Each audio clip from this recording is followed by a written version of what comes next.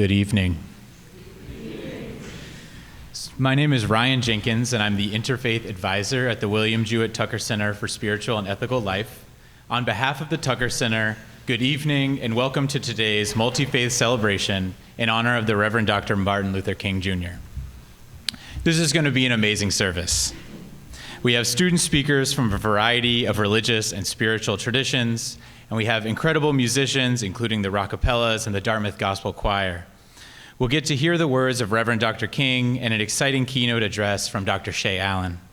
We'll learn together, light candles together, and pray together, and in doing so, create community together.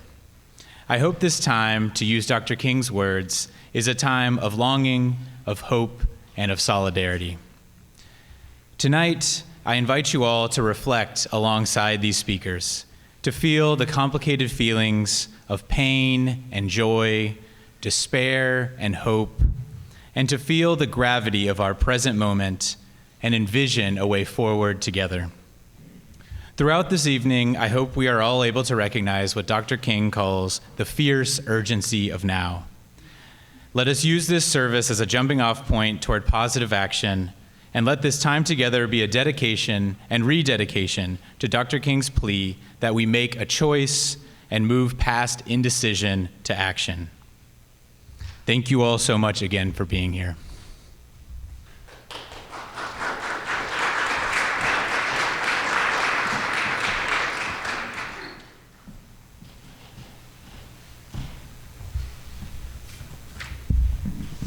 Hi, my name is Sabik Jawad. I'm a member of the class of 2026 and president of Dartmouth Student Government, and I will be doing the land acknowledgement today. This celebration takes place on the unceded and ancestral homelands of the Abenaki people, who have ongoing cultural and spiritual connections to this area. We hold great respect for the lands, waterways, and the original peoples of the areas where we reside. We acknowledge the colonial origin of Dartmouth and the fact it exists because of the forceful appropriation of land of the Abenaki and other Algonquin peoples by European settlers. We acknowledge this institution's role in histories of dispossession and recognize our responsibility to the indigenous communities. We also acknowledge the hardships that indigenous peoples face due to the loss of unceded homelands. We recognize the enslaved and disenfranchised Black and indigenous peoples who helped build this town, school, and its infrastructure. We also acknowledge that any land acknowledgement has to be accompanied by actions. As such, we will continue to champion the college's responsibility to foster relationships and opportunities that strengthen the well-being of the indigenous people who carry forward the traditions of their ancestors. As we continue to reflect and engage in deep work around holding identities as both colonized and colonizers, we hope those present today seek to learn more about the current and past stewards of the lands where they live, work, or study, and thereby consider how to be in solidarity with indigenous nations.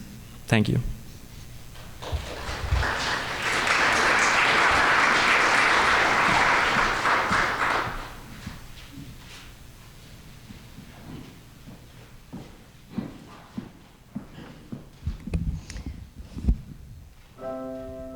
Good evening, Dartmouth. This is a day that we celebrate and we look back on the impact of Dr. Martin Luther King Jr. as we uplift his values through music and song. We are the Dartmouth College Gospel Choir.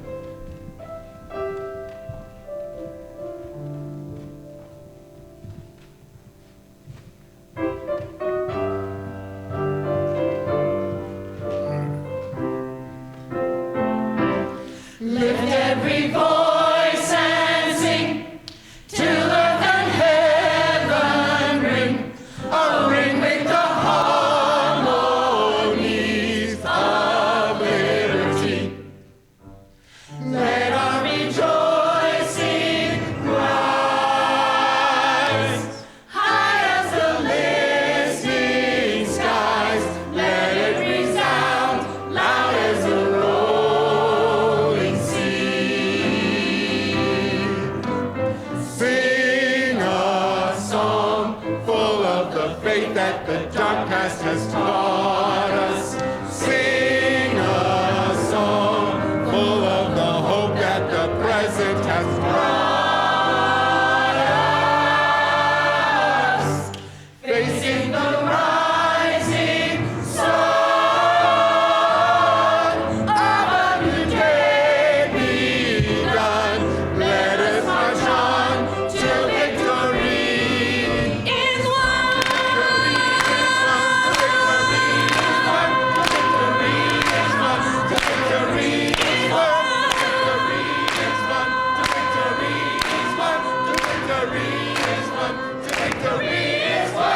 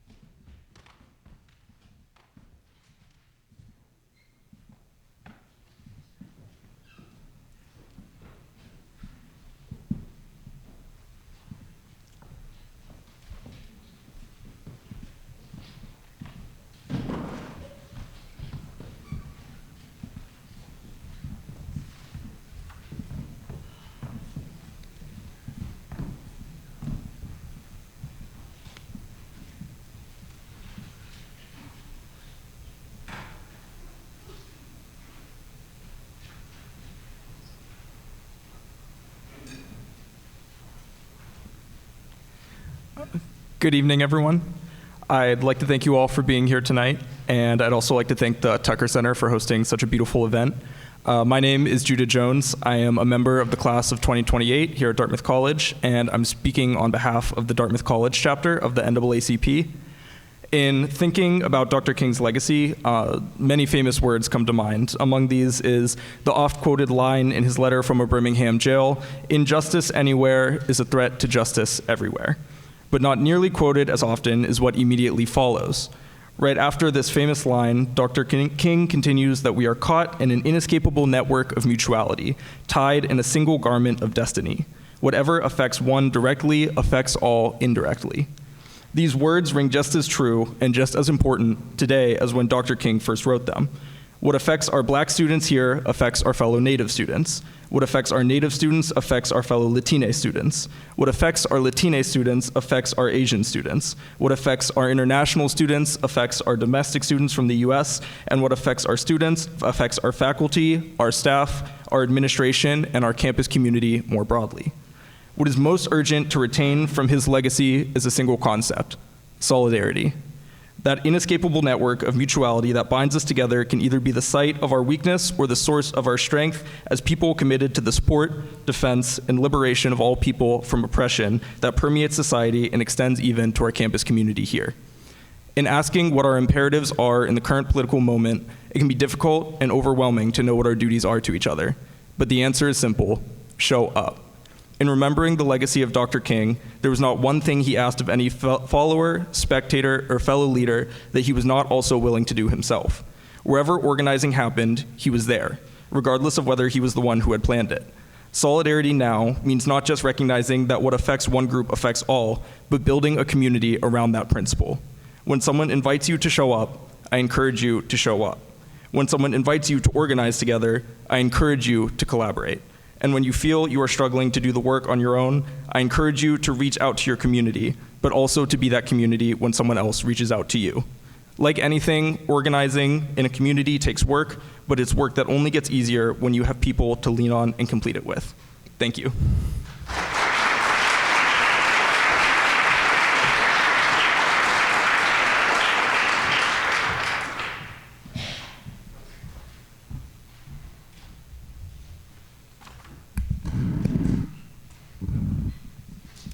Hello, everyone. My name is Ruby Benjamin. I'm a 26, and I'm the president of the Chabad Center for Jewish Life here at Dartmouth. I want to start by thanking Reverend Vogel and the Tucker Center for giving me the opportunity to speak today. I am honored to be sharing the story of someone very close to me, my grandfather, Rabbi Gary Charlesteen. As I spoke with Reverend Vogel about my grandfather, or Sabi, as I call him, we discussed the idea of witnesses, of stories and values which are transmitted through people we love. Sabi is my witness to the civil rights movement and to the work of Dr. King. Growing up, I was taught that I, as a member of the Jewish community, have a responsibility to stand up for the rights of my brothers and sisters across religious and racial divides. In my Jewish elementary school MLK Day ceremonies, we were reminded of the verse from Deuteronomy, Tzedek, tzedek tidrof, justice, justice you shall pursue. And often, it was Sabi saying these lines. As a rabbi and advocate for civil rights, Sabi spoke at many an assembly and even guest lectured in one of my Dartmouth classes, Religion and the Civil Rights Movement. So now you're wondering how a conservative rabbi ended up becoming the person I admire as a role model for activism. A Philadelphia native, Sabi attended the University of Pennsylvania in the mid-1960s, where he volunteered with the Young Great Society, an organization which aimed to empower Philadelphia youth through a variety of after-school programs. Following his graduation from Penn, Sabi enrolled in the Jewish Theological Seminary, where he would become ordained as a rabbi. At the seminary, Sabi studied under famed rabbi and friend of Dr. King, Rabbi Abraham Joshua Heschel. Rabbi Heschel became Sabi's witness. He became Sabi's window into the civil rights movement and into the partnership between Black and Jewish communities. So Sabi got involved. Alongside Rabbi Heschel, Sabi attended marches and was moved by Dr. King's approach to nonviolent activism. Sabi felt King's work was truly and deeply American, rooted in a love for the people of this country and a desire to right the wrongs of systemic discrimination. It is this love for each and every member of his community that Sabi works to instill in his children and grandchildren. It is this care, this notion which is far too often overlooked, of putting the humanity of others before all else, that I hope to pass on to my own children and grandchildren. Sabi, his activism, and his story have served as my call to care. So today, with Sabi as my witness, and with Dr. King as an inspiration to us all, I pray that we find unity in each other's humanity.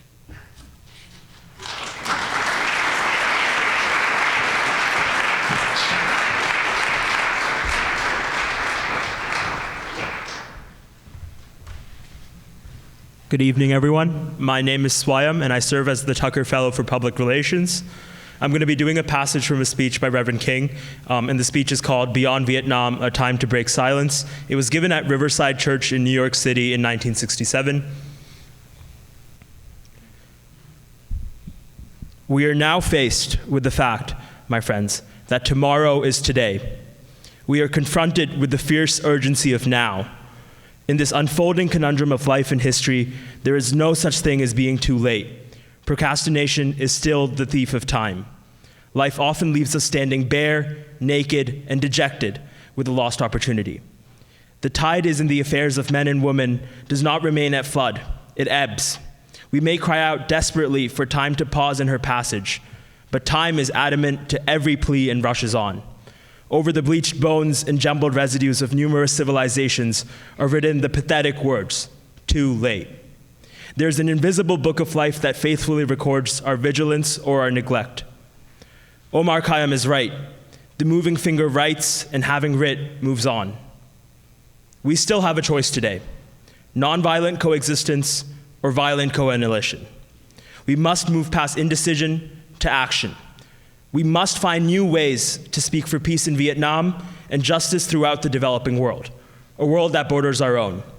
If we do not act, we shall surely be dragged down the long, dark, and shameful corridors of time, reserved for those who possess power without compassion, might without morality, and strength without sight. Now let us begin. Now let us rededicate ourselves to the long and bitter but beautiful struggle for a new world.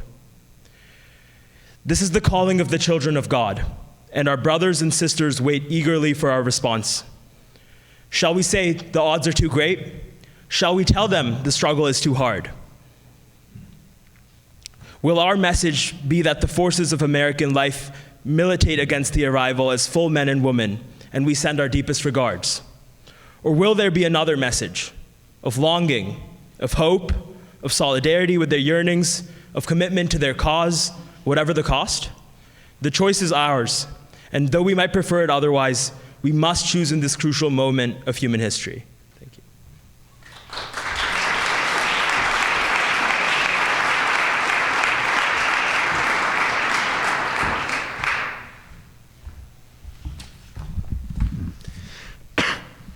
Good evening. My name is Rajiv Pujara. I'm 29, and I'm here with Shanti, the Hindu student organization at Dartmouth. I'd like to begin with a brief verse, chapter 2, shloka 47 of the Bhagavad Gita. Karmanye vadikaraste ma phaleshu kadachana. In English, Krishna says, "You have a right to perform your duty, but you are not entitled to the fruits of action." This verse crossed 2 oceans and 23 centuries to dismantle Jim Crow. Dr. King studied Gandhi, who studied the Gita. What they understood together was that ethical duty is independent of outcome. King had a duty to pursue justice, but he had no guarantee that America would listen. If you can't control the outcome, why act at all? The answer is structural. Duty doesn't come from what you hope to achieve. It comes from what the situation requires. When injustice exists, you oppose it. Whether you succeed is a separate question. King organized because segregation is wrong, not because he knew the Civil Rights Act would eventually pass. In his letter from Birmingham jail, King wrote about moderates more devoted to order than to justice. They wanted him to wait for guaranteed success. King refused, not because he knew he would win, but because waiting itself was the injustice. When you act from duty rather than desired outcomes, failure becomes impossible. The work remains valid, whether it succeeds today or a generation from now. We inherit struggles that exceed our lifespans. The problems that matter most never resolve on convenient schedules. The Gita offers the principle. King offers the proof. Both insist on the same demand. Act because the present requires it, not because you will see the outcome. Identify your duty. Perform it. Trust the rightness of the action itself. This is how we honor those who have acted for us and how we become worthy of those who will continue after. Thank you.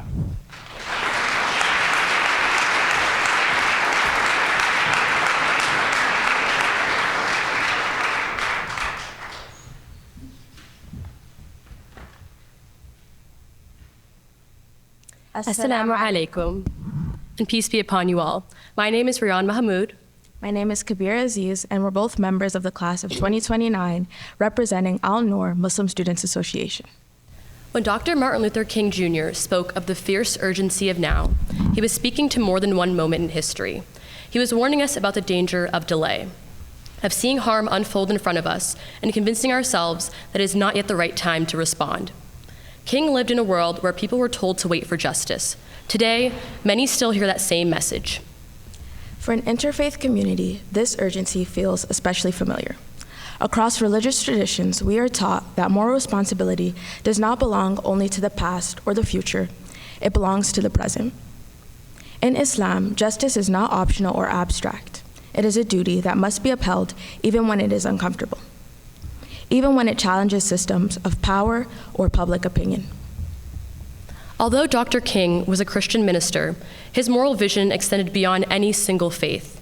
He believed that injustice anywhere threatened justice everywhere. That belief speaks to our world today, where policies made far from our neighborhoods can still shape the safety, dignity, and belonging of people living right next door.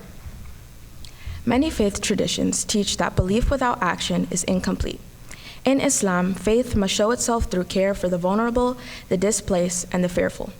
Other traditions echo this call in different languages. commanding hospitality to the stranger, protection for the marginalized, and moral courage in moments of uncertainty. The Prophet Muhammad, sallallahu alaihi wasallam, peace and blessings be upon him, said, "Whoever of you sees an evil, let him change it with his hand. And if he is not able to do so, then let him change it with his tongue. And if he is not able to do so, then change it with his heart. And that is the weakest of faith." King warned us against what he called the tranquilizing drug of gradualism. He challenged those who preferred comfort, order, or silence over justice. Today, we are often encouraged to look away, to accept harmful language as just politics, or to treat human suffering as collateral damage in the name of security or stability. We see this when families live with constant fear of separation, when entire communities feel watched or targeted, and when rhetoric about safety and law is used to justify cruelty. Many religious traditions remind us that law without compassion becomes oppression, and that silence in these moments is not neutrality. At the heart of King's work was love, but not a passive love. It was a disciplined, demanding love that required action. Across faiths, we find similar teachings: mercy, loving kindness, justice, and care for humanity. These values are not meant to stay inside places of worship. They are meant to shape how we respond to the world beyond them. Time itself carries moral weight. In many traditions, each moment is a test of responsibility. We are judged not only by what we believe, but how we respond when others are harmed, dehumanized, or pushed to the margins. When we bring Martin Luther King Jr. into conversation with Islam, and with many faiths represented here, we uncover a shared truth. Justice cannot wait for the next election, the next headline, or a more convenient moment. The urgency of now is an interfaith call to conscience, to courage, and to solidarity. It asks us to recognize one another's humanity and to act before delay becomes denial. Because justice delayed is justice denied, and the time to act is now.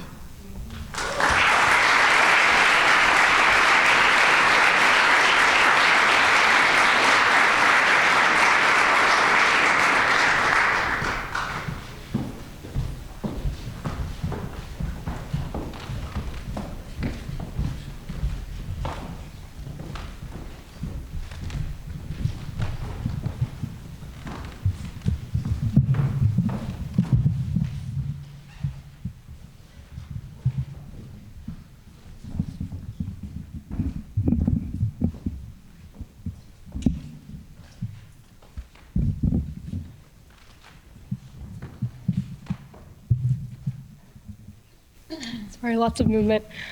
We are the Dartmouth Rockapellas. We are an all-treble singing group that was founded on the mission of spreading social justice through song. This first song for you today is called Ella's Song, and we hope that if you know anything about the Rocks, you know Ella's Song. It was originally by an all-woman African-American a cappella group called Sweet Honey in the Rock, and the song is composed of quotes from civil rights activist Ella Baker. Ella Baker was a strong figure in the civil rights movement. She was a leader in the NAACP and a founding member of both the Southern Christian Leadership Conference, which was led by Dr. Martin Luther King, and the Student Nonviolent Coordinating Committee, or SNCC. Ms. Baker believed that students could be at the forefront of change and movements, and she dedicated her life to seeing that change through. Her philosophies of nonviolence, collective empowerment, and grassroots organizing are legacies that we as the Rockapellas hope to continue to gracefully uphold. So this is Ella's Song. Please listen to the lyrics and enjoy.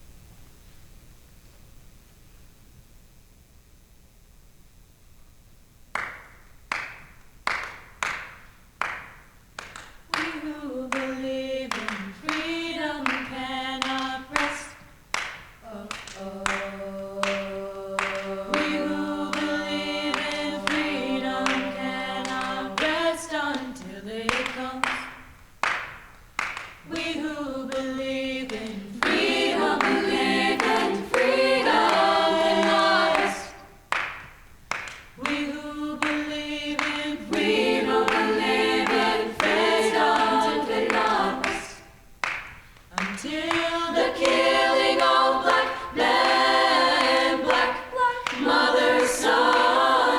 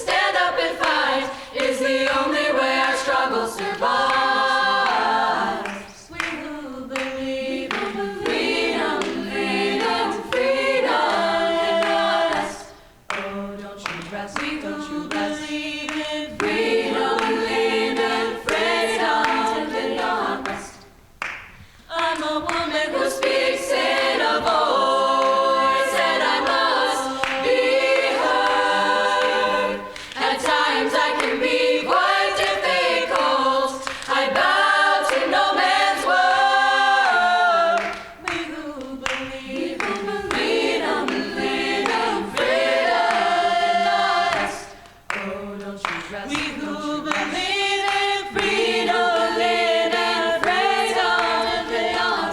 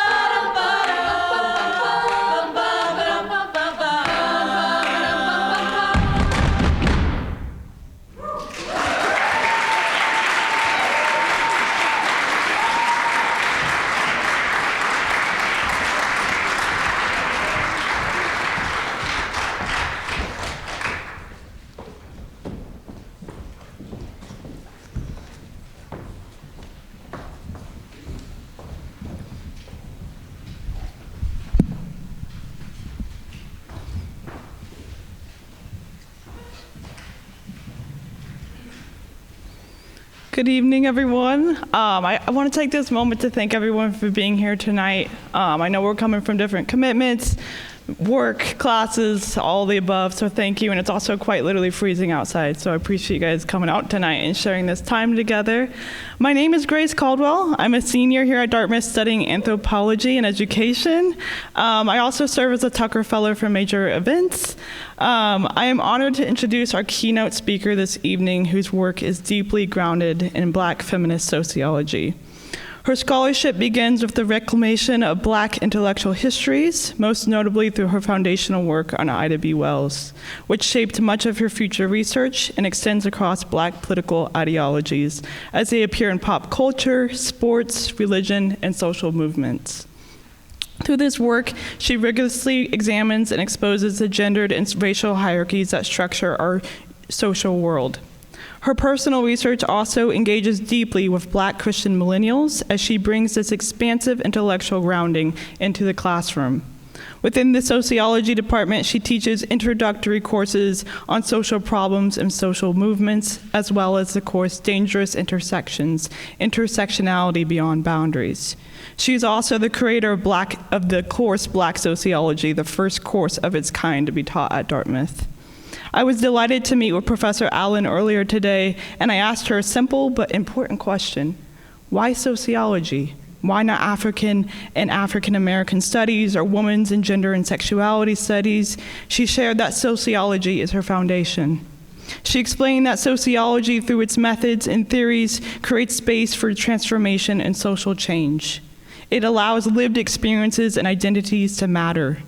Whether those histories come from northern Mississippi Delta, like Ida B. Wells, or rural eastern Washington, where she is from.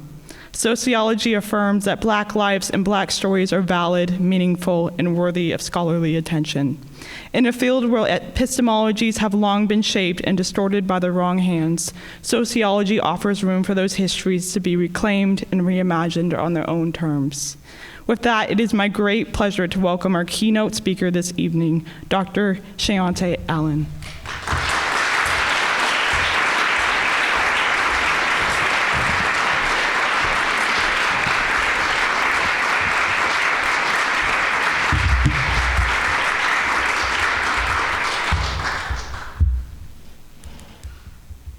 Good evening, good evening. Thank you all so much for coming out tonight. I would like to start by first thanking Reverend Dr. Nancy for this invitation to keynote tonight's celebration. And I also would like to thank Grace as well for that very lovely and beautiful introduction. And then again, I want to thank you all for battling the cold weather to come out and honor the legacy of Reverend Dr. Martin Luther King Jr. and to reflect on this year's theme collectively, which is the urgency of now, a time for truth and action. When I first read the theme, I was immediately reminded of Dr. King's Nobel Peace Prize winning book, Why We Can't Wait, which is a compilation of his various writings, including his infamous letter from a Birmingham jail. In this letter, he states, "We know through painful experience that freedom is never voluntarily given by the oppressor. It must be demanded by the oppressed. But for years now, I have heard the word wait. But wait has almost always meant never. We must come to see that justice too long delayed is justice denied. Perhaps it is easy for those who have never felt the stinging darts of segregation to say wait. But when you are forever fighting a degenerating sense of nobodiness, then you will understand why we find it difficult to wait. There comes a time when the cup of endurance runs over, and men are no longer willing to be plunged into the abyss of despair. I hope you can understand our legitimate and unavoidable impatience. I believe the legitimate and unavoidable impatience that plagued Dr. King in that Birmingham jail cell also plagues many of us today, who are frustrated with the various forms of social inequality that infect our communities, despite the fact that we have the knowledge, resources, and research to address them. Tonight, I want to lean into this frustration so that we can collectively chart a path forward, and I've titled my brief comments, Ever Loyal to Liberation, Our Duty, Our Fight, Our Freedom. Because like Dr. King and so many others before him, we must be ever loyal to liberation as we urgently embrace truth and engage in social action. I've been reading, thinking, and writing a lot about liberation lately for my own research. And it's important to note at the outset of my talk tonight that there is no one universal or objective definition of liberation. Liberation is an intersectional and transnational concept. As a result of the interlocking nature of oppression that plagues our social worlds, people across identity markers and social locations experience varying levels of social immobility, which results in diverse articulations of what freedom and social mobility might look like.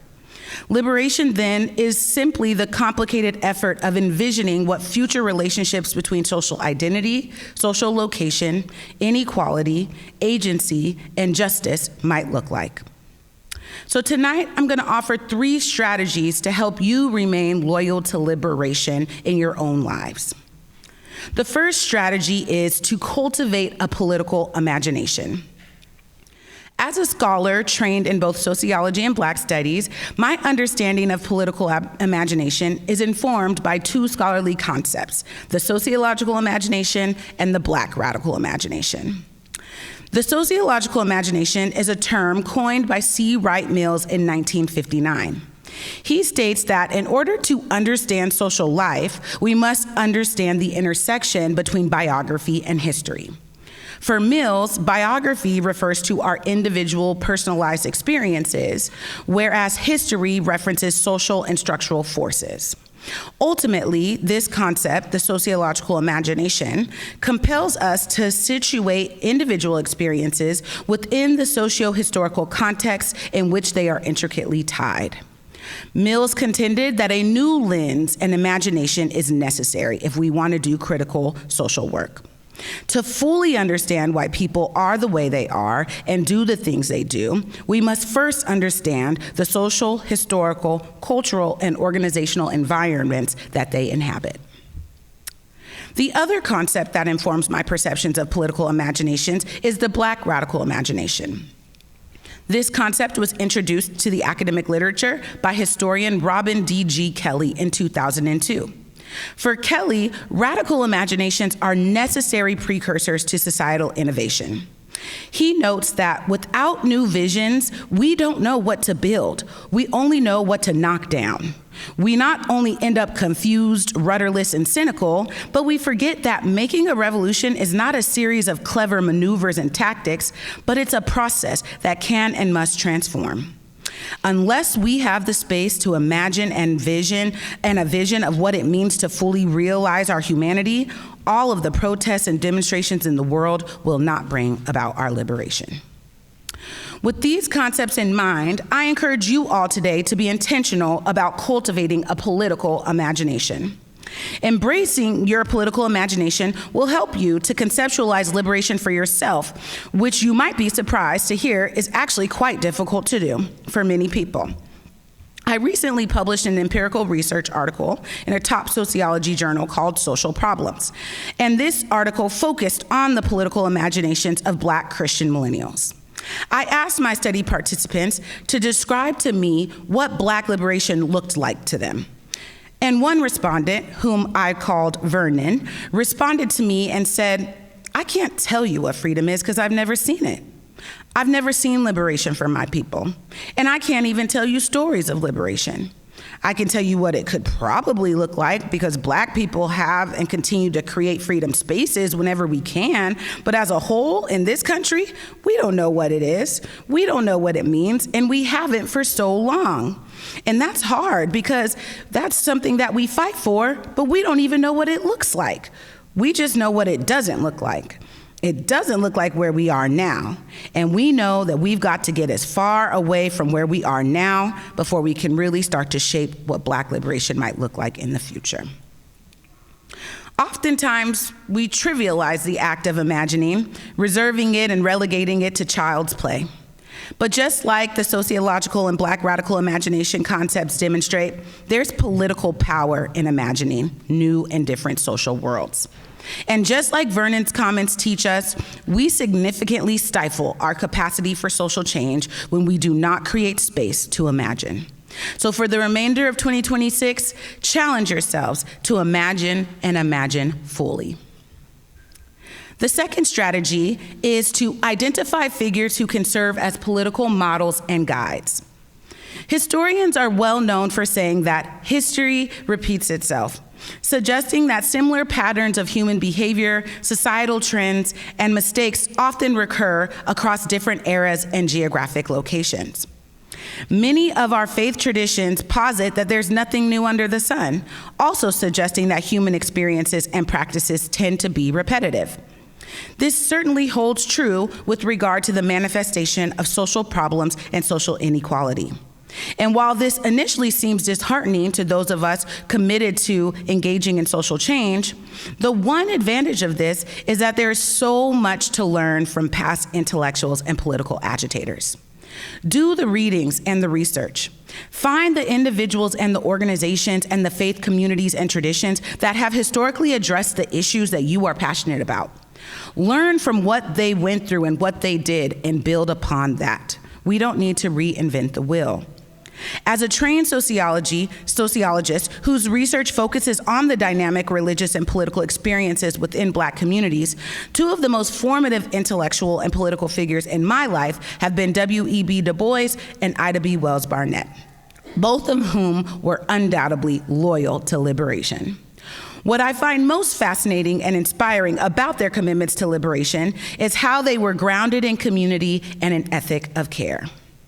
I'm sure most of you here tonight are familiar with W.E.B. Du Bois.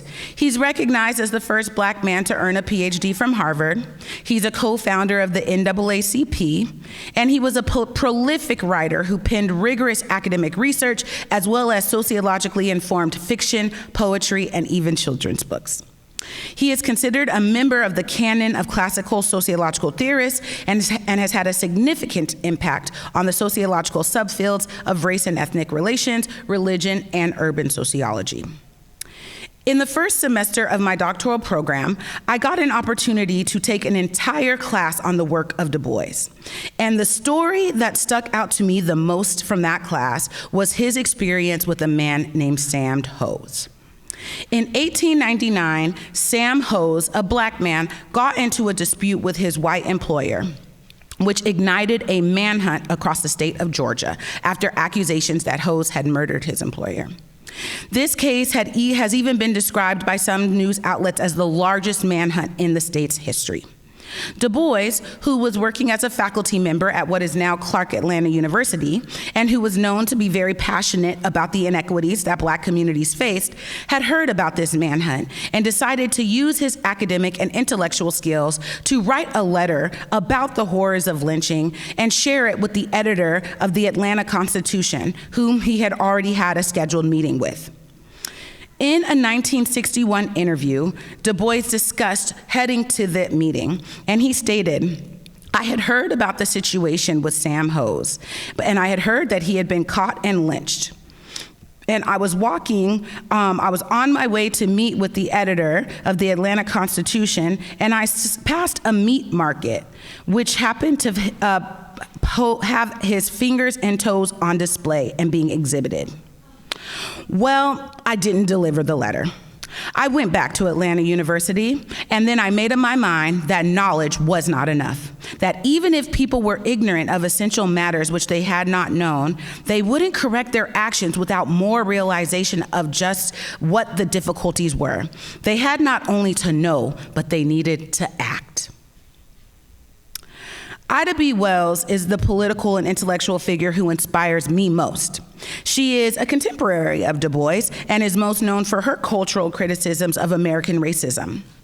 Ida B. used her profound writing skills to call out and name how Black communities were being neglected and unprotected in a special column of the newspaper that she owned and ran, which ultimately earned her the nickname Princess of the Press. Her influence and intellect were so powerful that she went on to spearhead a transnational anti-lynching campaign, even in the late 1800s, hoping to reveal and end the horrific domestic terrorist practice of lynching that was abundant in the U.S. South. Ida's political work was also inspired by emotional commitments to her community. In 1892, Ida B. had learned that 3 of her closest friends had been lynched. As owners of the successful People's Grocery Store in Memphis, Tennessee, they posed a political and economic threat and found themselves in a brawl with white grocery store owners from across town, which ended in their lynchings and death. Ida knew the reputations of Thomas Moss, Calvin McDowell, and Henry Stewart, and she knew them to be favorable, upstanding citizens. So notice of their murder was extremely unsettling for her, forcing her to criticize this form of terrorism more extremely and deeply than she had already had. This bereavement-based curiosity and motivation eventually evolved into a long-standing activist effort based on her qualitative and quantitative assessments of racialized violence. Unfortunately, her actions would never culminate in legal change. She would never see an anti-lynching bill or law passed in her lifetime. Her diary, which is published as a book now, in her diary, she wrote an entry that stated, "I firmly believed all along that the law was on our side and would, when we appealed to it, give us justice. But I feel shorn of that belief and utterly discouraged. And just now, if it were possible, I would gather my race in my arms and fly far away with them." Her reflections produced disappointment and doubt in the American government's willingness to do right by oppressed communities. Du Bois and Ida both drew upon emotions when caring for and engaging in political activism. So like Du Bois and Ida, we must draw on our emotions and use those as a source of connection and empowerment. Being loyal to liberation expects us to have an honest engagement with our emotions. That's the only way we will fully embrace our humanity. The third and final strategy I offer to you all tonight is to recognize that liberation is a process, not a destination. As we engage in the labor of liberation, there will be conflict and tension. There will be ebbs and flows. There will be resistance and there will be triumph. Yet through it all, we must remain loyal to our cause. It will be useful to remind yourself that liberation sees love as an abolitionist practice. Liberation requires that we collectively fight for a world that we might not see in our own lifetimes, but one that will still be better for future children and youth. Liberation compels us to think about how we might be complicit in maintaining some of the systems and structures and hierarchies we claim to want to be free from. For instance, many of us have become invested in doing identity-based political work because so much of our resistance to date has been about reclaiming, redefining, and re-empowering our marginalized identities that were spoiled by those with more social and cultural power. However, it is very much unsettling for us to think beyond this, to envision a social world where this type of political work doesn't have to happen, where our political agendas do not require us to engage in identity politics, especially identity politics that we've actually come to enjoy. This is where we can see how in some ways we sometimes are complicit in holding on to some of the conditions that we actually desire to eradicate. Liberation is rightfully an unsettling process, and we must embrace this uncomfortability. Liberation desires to see a true sense of public safety established, where each of our relationships to land and to spirit are holistically restored. Understand that there will be variations in liberation dreams across individuals and across communities, and sometimes even within communities. Do not let this deter you from remaining loyal to your liberation efforts. Know that some people are thinking about liberation at a micro level in ways that directly influence individuals, while others are thinking about liberation at a macro level, focusing more on dominant social institutions like the government, education, and religion, each of which wield significant power in dictating our social mobility and our access to opportunities and resources.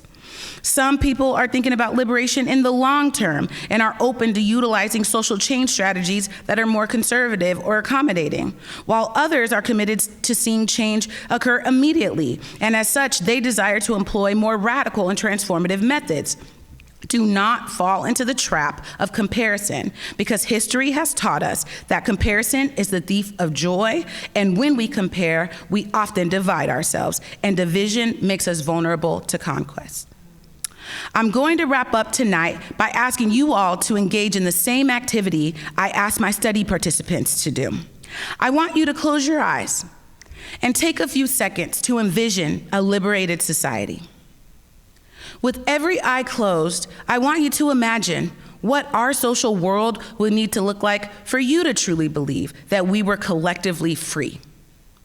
What conditions would need to be met? What obstacles would need to be removed? Take a few moments and imagine.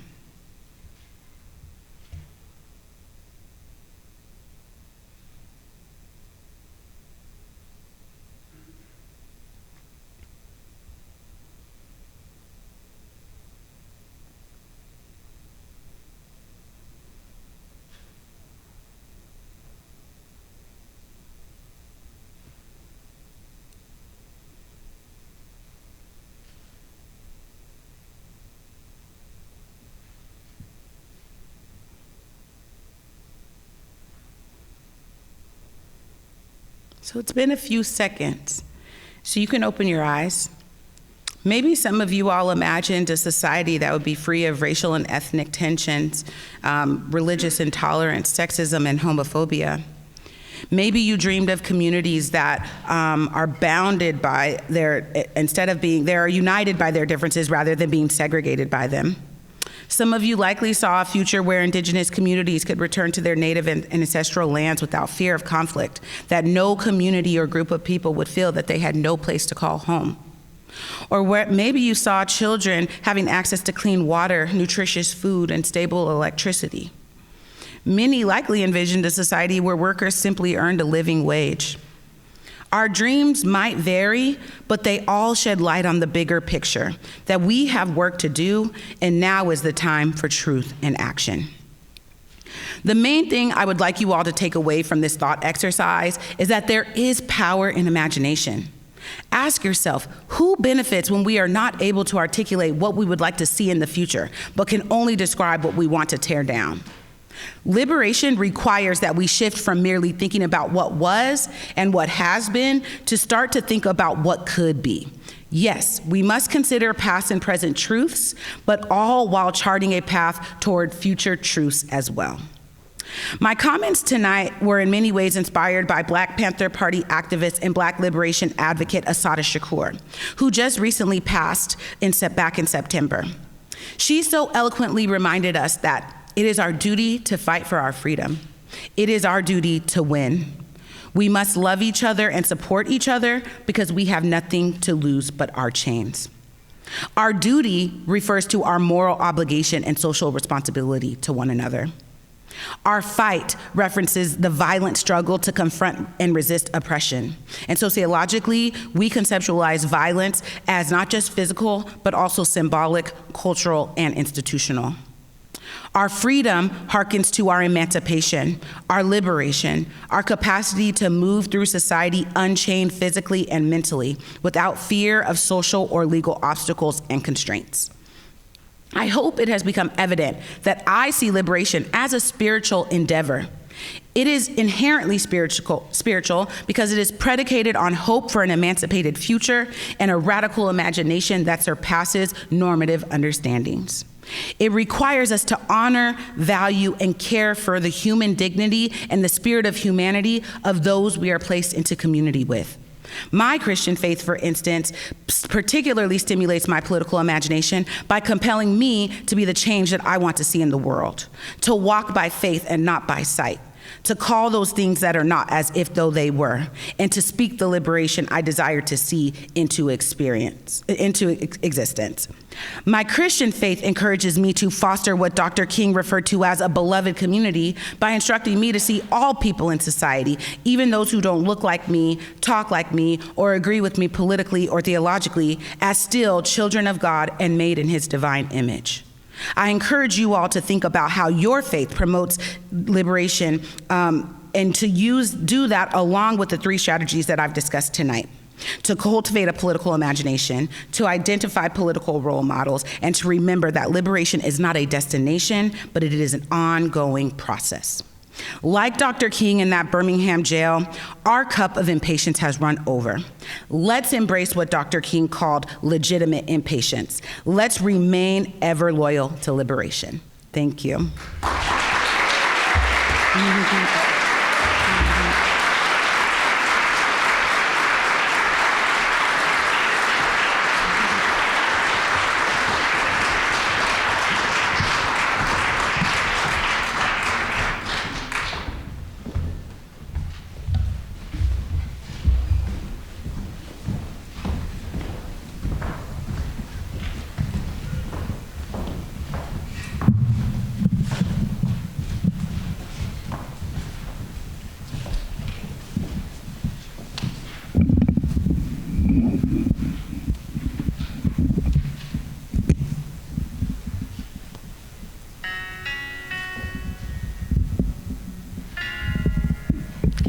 Hello, thank you so much for coming. The song that the Rocks are going to be wrapping up with is called American Dream.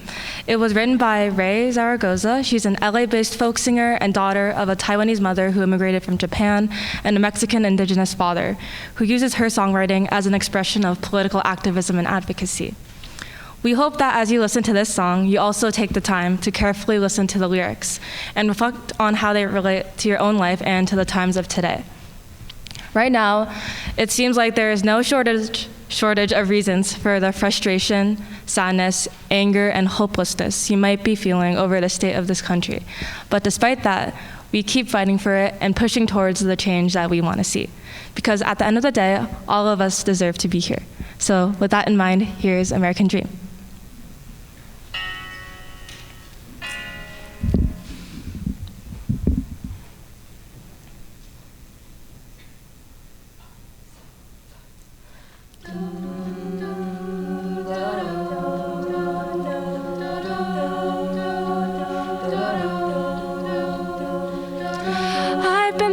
About the news, Daddy leaves it on all day through. I've been thinking about the wars, and to be honest, I can't take it anymore. I hear it every day, the awful words you say, 'cause hate can't be the face of the American dream. I've been thinking about my life and how I wanna be a mother and a wife. I've been scared about that too. In this world of struggle, what are we gonna do? I hear you every day, saying it's gonna be okay, 'cause hate can't be the face of the American dream.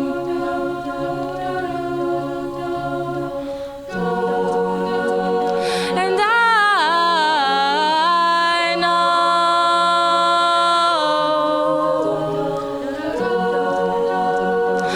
we've got a long way to go.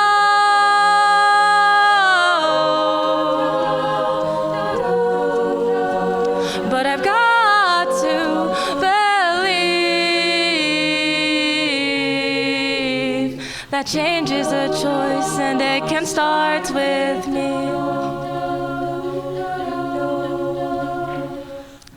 I've been thinking about my mother and how they took her away from her people, put her in a boarding school, away from her brother, sister, and culture. I hear her every night saying we've gotta make this right, 'cause hate can't be the face of the American dream.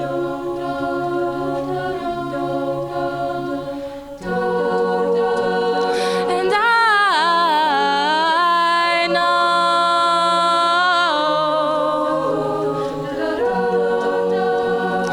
we've got a long way to go,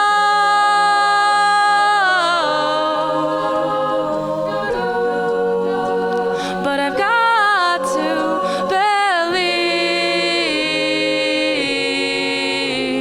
that change is a choice, and it can start with me. Change is a choice, and it can start with me.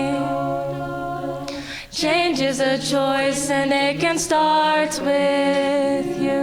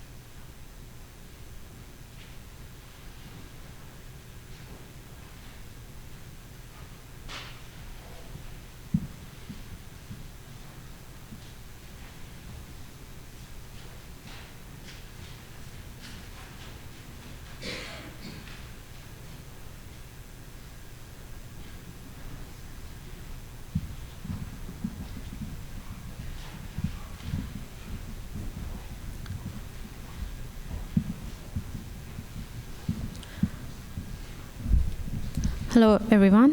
My name is Apurva Joshi. I'm a PhD student at Thayer. And today I will be presenting the Shanti Mantra. The Shanti Mantra, called Sahana Vavatu, is one of the most famous invocations from the Taittiriya Upanishad. It is a prayer for harmony, protection, and effective learning between a teacher and a student. Translated to English, this mantra reads, "May the divine protect us both. May the divine nourish us both. May we work together with great energy and spiritual strength. May our learning and our path be brilliant and full of light. May there be no animosity or misunderstanding between us." This mantra reminds us that learning and growth are collective acts. No one rises alone. In honor of Dr. King, we honor that same truth.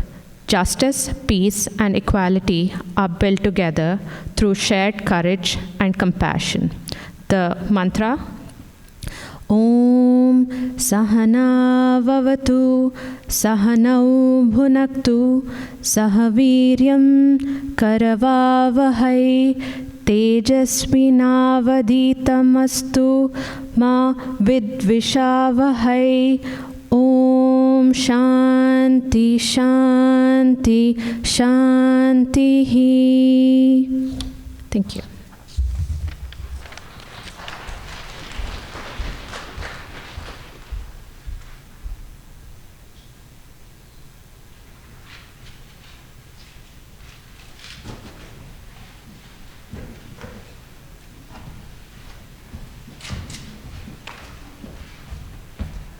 You may extinguish your fires now. Thank you.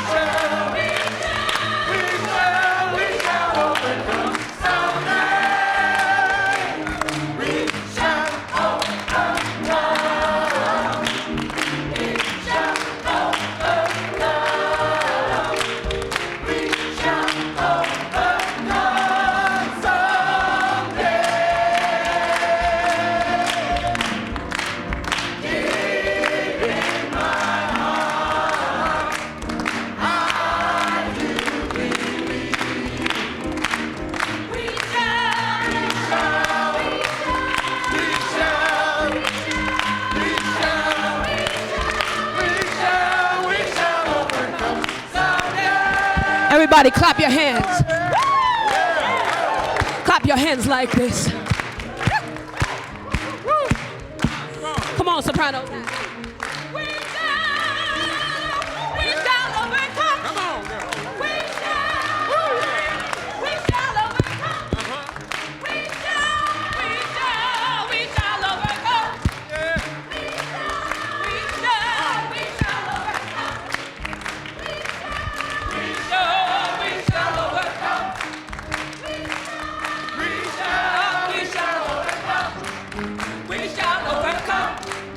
We shall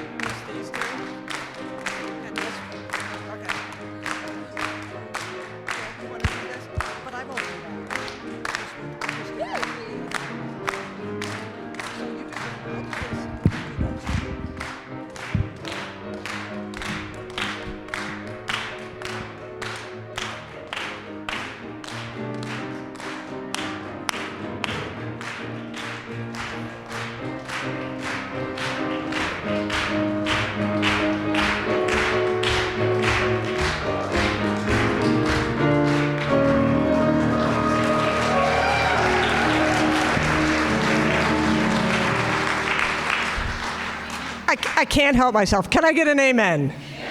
All right. All right. Listen, thank you, everyone, for being here tonight. Thank you to Professor Allen. Wow, we bow to you. And to our amazing students. I mean, the speakers, the readers, the prayer. Amazing. And of course, Noel and the Gospel Choir and the Rockapellas, you are reminding us how central music is to liberation, right? Thank you. Thank you for sharing your time and experience and energy to make this a truly amazing and life-giving and life-lifting celebration tonight. And we end with thanks because we cannot do this work of justice alone. It is too much for any one person or even one group. We must build these strong relationships across difference that we've seen here tonight to create a force that will be able to struggle together for a new and better world. May it be so. Amen. Good night. Good night, everybody.